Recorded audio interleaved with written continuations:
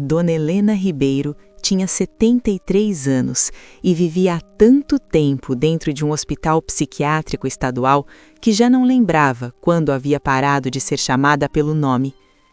Para os prontuários, ela era apenas uma paciente antiga, silenciosa, obediente. Para si mesma, era uma mulher que aprendera a sobreviver ficando invisível. Não invisível a ponto de ser esquecida, mas o suficiente para não despertar perguntas. Ela observava tudo, guardava tudo e esperava. O hospital ficava no interior de São Paulo, afastado da cidade, cercado por muros altos, portões pesados e regras que ninguém explicava. Os corredores cheiravam a desinfetante velho. As paredes, antes brancas, tinham um tom amarelado do abandono. Helena chegou ali aos 43 anos, com o corpo firme e a mente clara. Agora, seus cabelos eram brancos e o corpo carregava o peso de décadas de remédios que nunca precisou tomar. Ela se lembrava perfeitamente do dia em que tudo começou. Era janeiro dos anos 90, uma manhã comum, café ralo passado pela filha mais velha, Marta, na cozinha da casa onde Helena morava desde jovem. A mesma casa que construiu com o marido, João, pedreiro conhecido no bairro da Moca.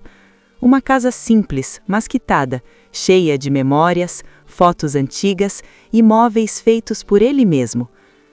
Os dois filhos haviam chegado cedo naquele dia. Marta, corretora de imóveis, sempre apressada. Carlos, o caçula, falante, cheio de promessas e planos que nunca se sustentavam. Eles diziam estar preocupados, diziam que a mãe andava confusa, esquecida, difícil.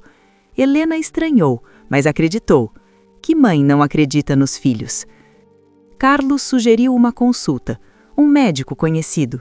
Apenas uma conversa, alguns exames, nada demais. Helena aceitou, não tinha motivos para desconfiar. Dentro do consultório, respondeu perguntas simples. Negou confusão, negou agressividade, negou qualquer problema. Cada palavra sua era anotada com frieza. Tudo o que dizia parecia se voltar contra ela. Antes do meio-dia, Helena foi informada de que seria internada para observação. 72 horas, disseram. Era um mal-entendido, disseram. Ela não voltou mais para casa. Gritou, pediu ajuda, exigiu explicações. Tudo foi registrado como agitação, como sintoma, como prova de que precisava ficar. Nos primeiros meses, Helena lutou. Escreveu cartas, pediu advogados, pediu um juiz. Nenhuma resposta. As visitas dos filhos cessaram rápido. Voltaram apenas uma vez, com papéis para assinar. Queriam administrar seus bens enquanto ela se recuperava. Helena recusou. Disse que preferia morrer ali a entregar sua casa. Depois disso, nunca mais os viu. O tempo passou de forma estranha. Dias iguais, anos misturados. Helena aprendeu que questionar aumentava a dosagem, que obedecer mantinha a mente desperta. Fingiu aceitar, fingiu gratidão, fingiu melhora, mas nunca esqueceu quem era nem o que lhe haviam tirado. 30 anos depois, já velha, ouviu algo que mudaria tudo. 2 enfermeiras conversavam no corredor. Falavam de uma auditoria, de pacientes antigos, de propriedades esquecidas no nome de gente que nunca saiu dali. Uma delas mencionou uma mulher antiga, olhos claros, internada desde os anos 90. Disse que a casa dela ainda constava em cartório. Helena sentiu o coração disparar. A casa ainda era dela. Naquela noite, pela primeira vez em décadas, ela não dormiu. Não por medo, mas porque algo que ela havia enterrado fundo voltou à vida. Esperança. Depois daquela conversa no corredor, Dona Helena nunca mais foi a mesma. Por fora, continuou sendo a paciente calma, quase apagada. Por dentro, cada detalhe ganhou um novo significado. Se a casa ainda existia no papel, então sua vida também não havia sido apagada por completa. O que fizeram com ela podia ter sido esquecido pelos outros, mas não estava resolvido. Aos poucos, Helena passou a observar o hospital com outro olhar, não mais como prisão definitiva, mas como um lugar com falhas. Percebeu horários previsíveis, funcionários cansados, câmeras que não alcançavam certos pontos.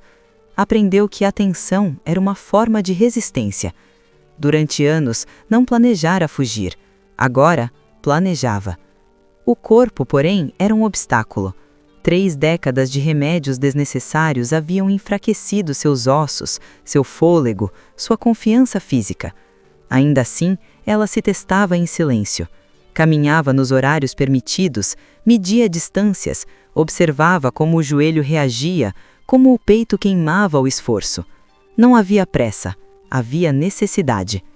Helena também juntava o que podia. Pequenas moedas esquecidas, um dinheiro ocasional enviado por uma prima distante que ainda se lembrava dela no Natal, tudo escondido dentro do colchão. Não era muito, mas talvez fosse suficiente para algumas passagens de ônibus. O mundo fora do hospital tinha mudado, mas ônibus ainda existiam. Ela confiava nisso. Entre os funcionários havia uma enfermeira diferente, Lúcia. Não era íntima nem curiosa demais, apenas humana. Conversava pouco, mas tratava Helena pelo nome. Às vezes esquecia de conferir direito se ela engolia os comprimidos. Helena percebeu e usou isso a seu favor, guardando os remédios em vez de tomá-los, mantendo a mente clara. Meses se passaram até que Helena sentisse que não era mais apenas um desejo, era um plano possível. Escolheu uma noite de chuva, sexta-feira, turno reduzido, menos atenção. Vestiu um macacão cinza que havia conseguido do depósito de limpeza e prendeu os cabelos brancos sob um pedaço de pano improvisado. No espelho rachado do banheiro, parecia uma funcionária cansada, não uma paciente. Quando saiu do quarto, o corredor estava silencioso. Cada passo doía, mas ela seguia. Andar como se tivesse direito de estar ali. Funcionava. Passou pela porta lateral. O alarme, quebrado havia meses, não soou. A chuva fria tocou seu rosto. Era a primeira vez em 30 anos que sentia água de verdade cair do céu. O trajeto até a estrada foi lento, doloroso. Helena caiu, levantou, seguiu. O coração disparava, não só pelo esforço, mas pelo medo de ser vista. Quando alcançou o ponto de ônibus, tremia inteira. Não sabia se ainda aceitavam dinheiro, não sabia se aquele ônibus a levaria onde precisava. Quando o veículo parou, ela subiu sem pensar. O motorista olhou por um segundo a mais, mas não perguntou nada. Helena sentou no fundo e chorou em silêncio. Não de tristeza, de alívio. Pela primeira vez em décadas, ninguém sabia quem ela era, nenhum prontuário, nenhum diagnóstico. Apenas uma senhora cansada voltando para casa. Horas depois, desceu no bairro que reconheceu pelas árvores antigas e pelos postes amarelados. Caminhou até a rua onde viveu a vida inteira. Quando avistou a casa, o impacto foi devastador. O mato alto, as janelas quebradas, o portão enferrujado. Aquilo não parecia um lar, parecia um corpo abandonado. Mesmo assim, Helena soube. Era ali. Tudo havia começado ali, e era ali que a verdade precisava ser encontrada. Ela entrou pela porta dos fundos, forçando a madeira inchada pela umidade. O cheiro de mofo e abandono tomou o ar. Cada passo dentro da casa era uma lembrança e uma ferida. No meio da sala destruída, diante da estante que o marido havia construído com as próprias mãos, Helena parou. Ela lembrava. João sempre dizia que gostava de esconder coisas importantes. Com mãos trêmulas, pressionou o fundo falso da prateleira do jeito que ele lhe ensinara. O compartimento se abriu. Dentro havia uma caixa metálica, um envelope grosso e uma fita antiga. Helena sentou no chão, o coração acelerado. Aquilo não era só memória, era prova. E ao abrir os papéis, ela entendeu que sua dor não havia sido um erro, tinha sido um plano. Dona Helena passou a madrugada sentada no chão da sala, cercada por papéis amarelados e lembranças que cortavam mais fundo que o abandono da casa. A luz fraca que entrava pela janela quebrada leu cada documento com atenção dolorosa. Escritura original da casa, registros bancários antigos, anotações feitas à mão pelo marido, e, por fim, uma carta. Uma carta que explicava tudo o que ela havia passado sem entender por 30 anos. João desconfiava dos próprios filhos, desconfiava das dívidas de Carlos, da ambição silenciosa de Marta, da forma como ambos falavam da casa como se fosse apenas um número. Na carta, ele dizia ter guardado provas, conversas gravadas, documentos que mostravam acordos feitos antes mesmo da internação. Dizia que temia não estar ali para protegê-la.